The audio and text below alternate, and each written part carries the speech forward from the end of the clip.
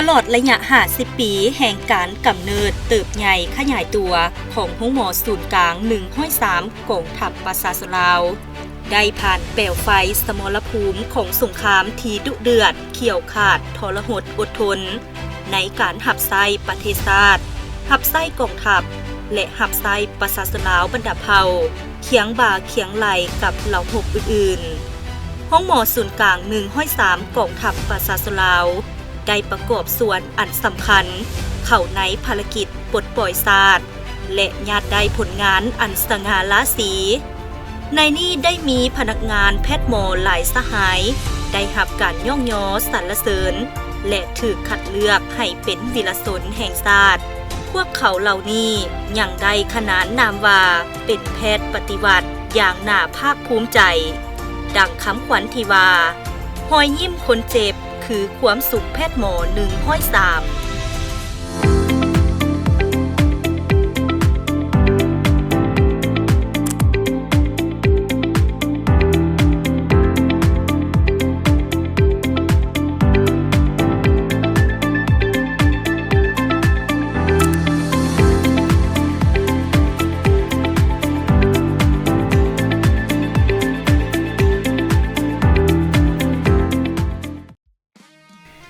เข้าสู่การยึดอำนาจวันที่23สิงหาปี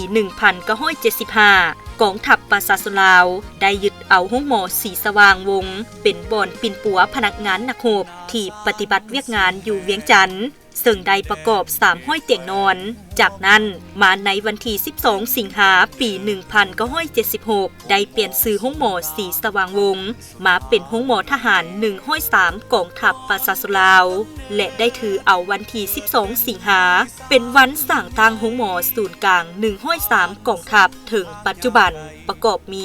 350เตียงนอนมี32แผนกการขึ้นกับพนักงานแพทย์หมอส่วนใหญ่แม่นมาจากโรงหมอ102นาวิดเมืองเวียงไสแขวงหัวพันแพทย์หมอบ่เก่งขานภายหลังได้รับการสร้างตั้งก็ได้รับการสร้างให้เติบใหญ่เป็น99มาในปี 1979 หา 1988 เตียงนอนคนเจ็บได้เพิ่มขึ้นมี37แผนกการประกอบวัตถุพาหนะเครื่องไส้ก็ทันสมัยขึ้นรวมทั้งบุคลากรในนั้นมีตึกพิเศษทับไส้กันนำสุมปี 2002 รัฐมนตรีกระทรวงป้องกันประเทศได้ออกข้อตกลงยกระดับโรงหมอ103กองทัพเทียบเท่ากับกองพลมี4ห้องและ44แผนกการขึ้นกับปี 2006 หา 2008 เพิ่มเป็น47แผนกการปี 2010 หา 2014 ด้านอุปกรณ์เครื่องการแพทย์ก็ประกอบทันสมัยขึ้นเส้นผ่าตัดด้วยกล้องส่องเครื่องจักรส่องส่งคอดซอกหาจุลังแตกเครื่องส่งกระเพาะลำไส้ผ่าตัดแก้ไขข้อกระดูกหนีบประสาทได้ผลดีผ่าตัดต่อเส้นเลือดเส้นประสาทน้อยๆโดยผ่านกล้องขยายได้ผลดีและบรรดาแผนกบ่งมติก็หลายขึ้น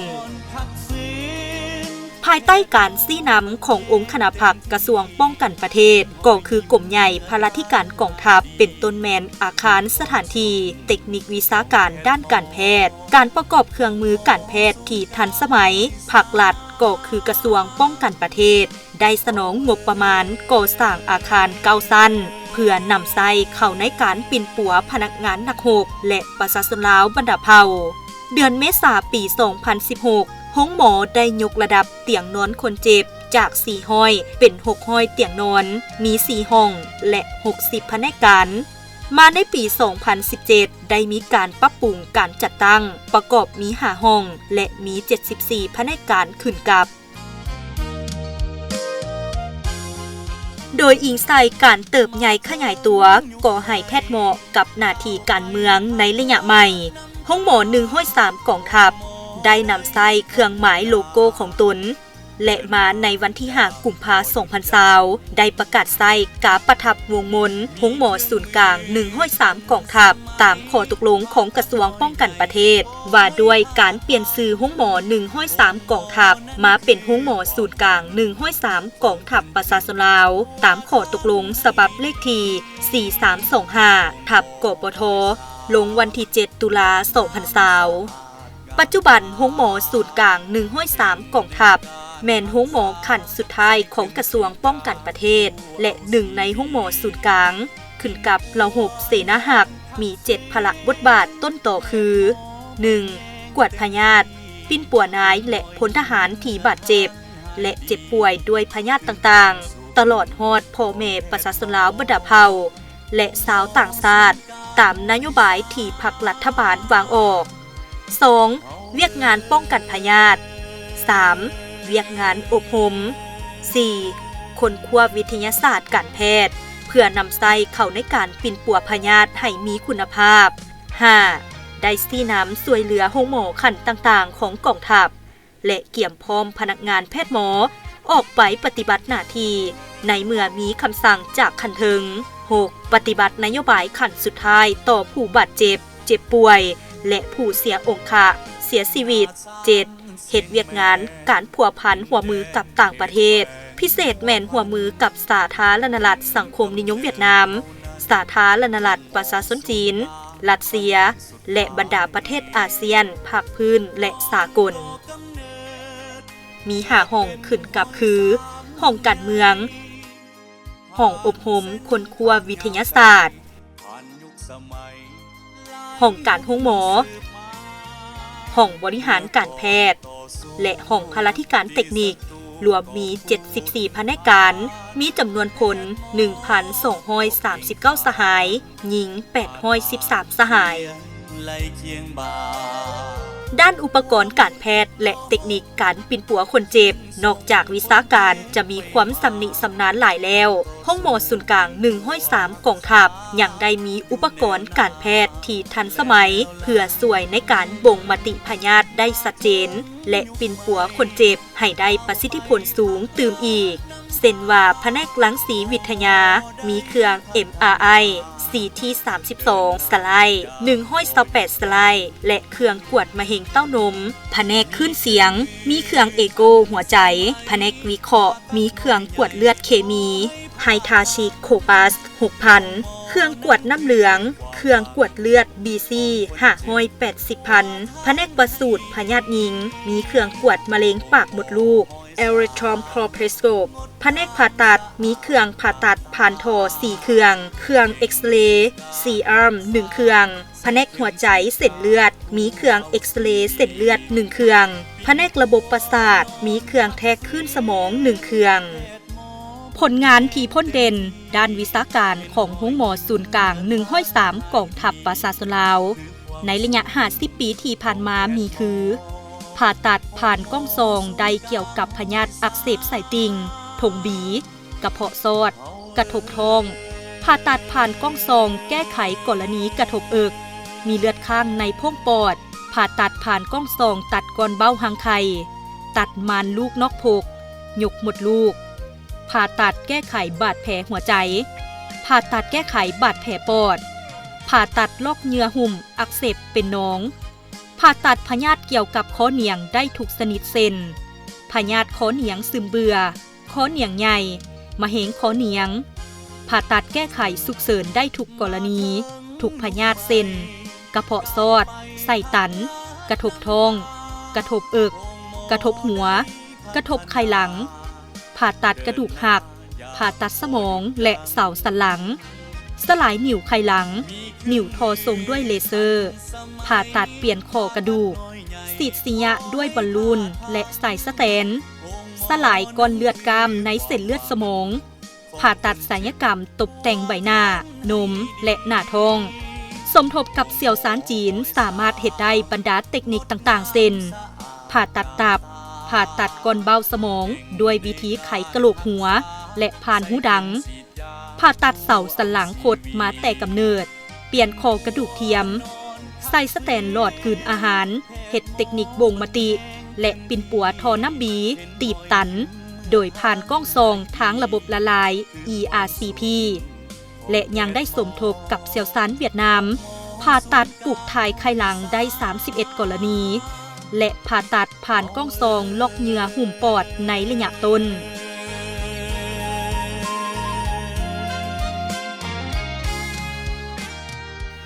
ในการจัดตั้งผันขยายมติกองประชุมใหญ่ของศูนย์กลางภาคก็คือมติขององค์คณะภาคกระทรวงป้องกันประเทศว่าด้วย4หน้าที่ใหญ่26แผนงานในการปรับปรุงก่อสร้างกลุ่มกองได้ถือเอาเวียกงานศึกษาอบรมการเมืองนำพาแนวคิดสอดห้อยไปในทุกโขงเขตเวียกงานดำเนินไปในหลายรูปการทั้งจัดตั้งดำเนินชีวิตการเมืองภายในจัดตั้งหำเหียนการเมืองปาฐกถาต่างๆเพื่อเฮ็ดให้พนักงานนักรบมีความเชื่อมั่นจงหักภักดีต่อพรรคต่ออุดมการณ์สังคมนิยมสร้างความตัดสินใจสู่สนผ่านพาขอยุ่งยากบุกบืนห่าวหันต่อหน้าที่เวียกงานมีความสามัคคีเป็นปึกแผ่นตีถอยถูกปรากฏการณ์ย่อโทษภายในกลุ่มกองและยู่แหงในการก่อสร้างหน่วยผักปลอดภัยเข้มแข็งและหนักแน่นเวียกงานเทคนิคการแพทย์แม่นเวียกงานที่สำคัญของกลุ่มกองได้นำพาซี่นำพนักงานแพทย์หมอกวดกาปิ่นปัวผู้บาดเจ็บและเจ็บป่วยปฏิบัติตามหลักการเทคนิควิชาการแพทย์เพื่อรับประกันให้ผู้บาดเจ็บป่วยหายดีไว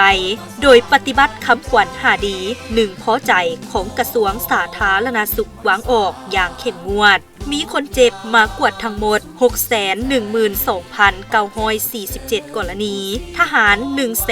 190,057 กรณีปกครอง 109,166 กรณีครอบครัว 82,071 กรณีประชาชน 219,033 กรณีเด็ก 35,814 กรณีตำรวจ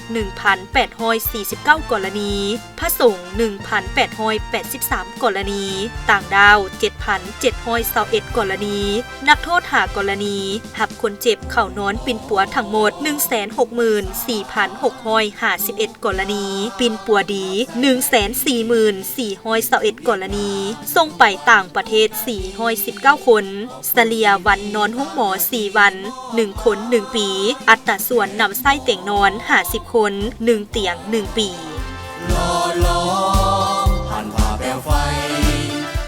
เวียกงานอบรมคนคั่ววิทยาศาสตร์เป็นเวียกงานหนึ่งที่มีความสำคัญในเวียกงานการแพทย์มีหน้าที่อบรมคนคั่ววิทยาศาสตร์สร้างแผนการบำรุงและก่อสร้างพนักงานแพทย์หมอพยาบาลให้มีความรู้ความสามารถทางด้านวิทยาศาสตร์และเทคโนโลยีแบบยืนยงให้เป็นรูปธรรมโดยติดพันกับการเสิร์ชสู่น้ำใจแพทย์ปฏิวัติตามมูลเสื้อของแพทย์ปฏิวัติรุ่นก่อนรับประกันได้เวียกงานขึ้นห้องของเสี่ยวซานได้เป็นปกติเปิดสุดฝึกอบรมพยาบาลนำส่งพนักงานไปฝึกอบรมอยู่สาธารณรัฐประชาชนจีนและสาธารณรัฐสังคมนิยมเวียดนามเปิดกองประชุมสรุปเวียกงานเสี่ยวซานสาธารณรัฐประชาชนจีนและสาธารณรัฐสังคมนิยมเวียดนามสำเร็จนำส่งพนักงานวิชาการเข้าเรียนเสี่ยวซานขั้นหนึ่งอยู่มวสพนักงานวิชาการแพทย์ไปหำเรียนภายในประเทศและต่างประเทศฝึกอบรมระยะสั้นระยะยาวอยู่ภายในและต่างประเทศและติดตามการศึกษานักศึกษาวิทยาคารการแพทย์กองทัพและพนักงานห้องหมออื่นมาลงฝึกงานอยู่ห้องหมอศูนย์กลาง103กองทัพ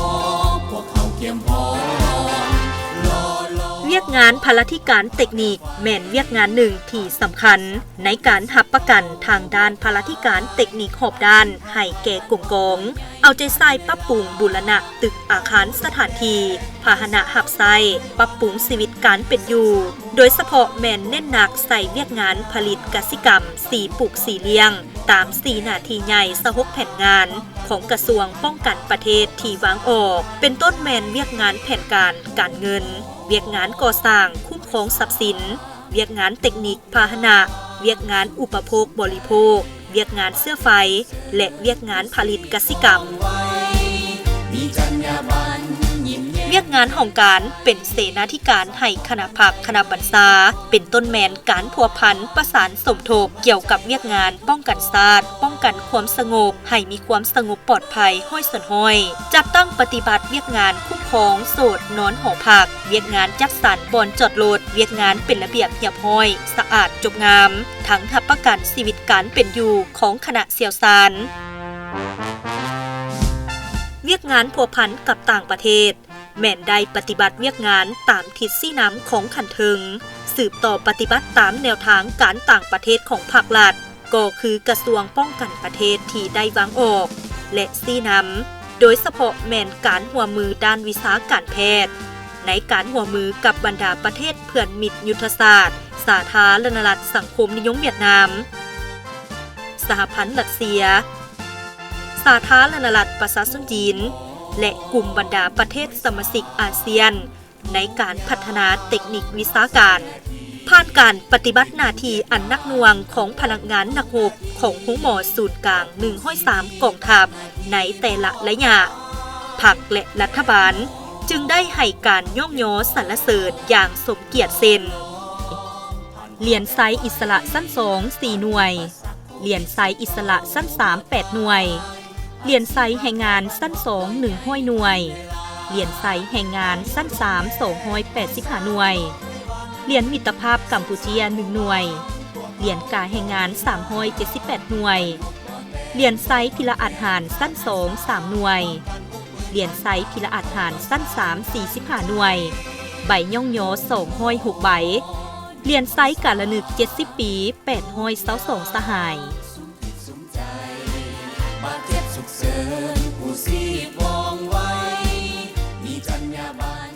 ตลอดระยะแห่งการกำเนิดและเติบใหญ่ขยายตัวของห้องหมอ103กองทัพได้แสดงให้เห็นว่าพนักงานแพทย์หมอทุกคนย้ำใดก่อเสื่อมั่นต่อการนำพาของพรรคและมีความห่าวหันในการเคลื่อนไหวปฏิบัติหน้าที่วิชาเฉพาะของตนอย่างสุดกกสุดปลายมีน้ำใจเสียสละอันสูงส่งเพื่อประเทศชาติเพื่อการนำภาครัฐและพนักงานนักรบตลอดฮอดประชาชนบรรดาเผ่าคณะอำนวยการตลอดฮอดพนักงานนักรบแพทย์หมอทุกคนแต่ละยุคแต่ละสมัยได้พร้อมกันสู่สนบุกบืนผ่านผาดทุกความยุ่งยากนานาประการเพื่อประชาชนลาวบรรดาเผ่าให้มีสุขภาพแข็งแรงพร้อมกันเฮ็ดสำเร็จหน้าที่ที่ภาครัฐและประเทศชาติมอบหมายให้มีผลงานอันใหญ่หลวงต่อประเทศชาติต่อกองทัพต่อประชาชนลาวด้วยความรับผิดชอบอย่างสูงในการเคลื่อนไหวปฏิบัติหน้าที่เวียกงานสืบต่อฝึกฝนหล่อหลอมให้นายและพลทหารพนักงานแพทย์หมอในทั่วห้องหมอศูนย์กลาง103กองทัพให้มีความรู้ความสามารถพัฒนาตนเองให้กลายเป็นแพทย์ปฏิบัติสมกับเป็นนักรบสุดขาวของพรรคคือดังคำขวัญที่ว่าหอยยิ้มคนเจ็บคือความสุขแพทย์หมอ103มีจรรยาบรรณยิ้มแย้มแจ่มใสสร้างความมั่นใจให้ทุกคนเบิกบา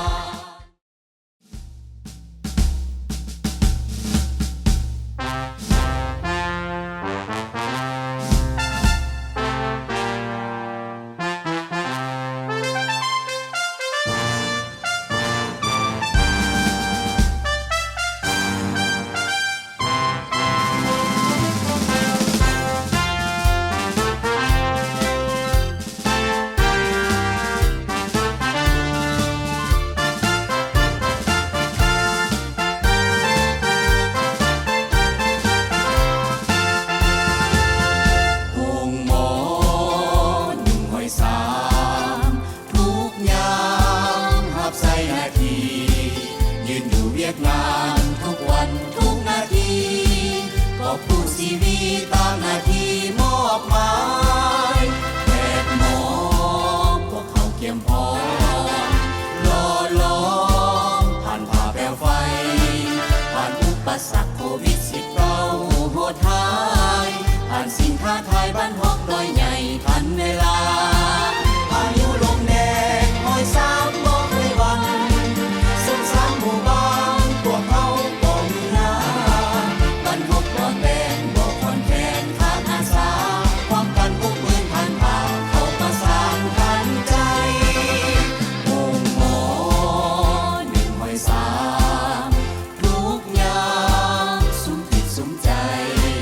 บาดเจ็บสุขเสริญผู้ชีพว่องไวมีจรรยาบรรณยิ้มแย้มแจ่มใสสร้างความมั่นใจให้ทุกคนเบิกบาน